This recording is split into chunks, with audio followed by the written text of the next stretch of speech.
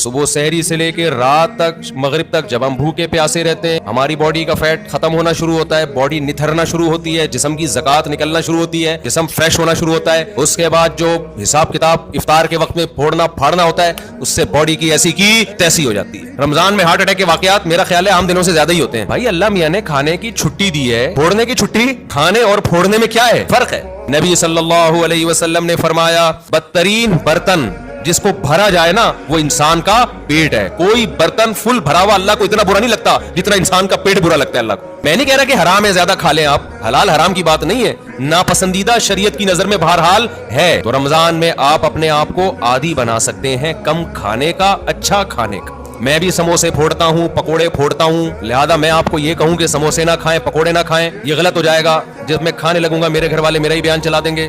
سموسے بھی کھا لیں اعتدال سے. میں نے بہت دیکھا ہے لوگوں کو افطاری میں بہت زیادہ پھوڑتے ہیں.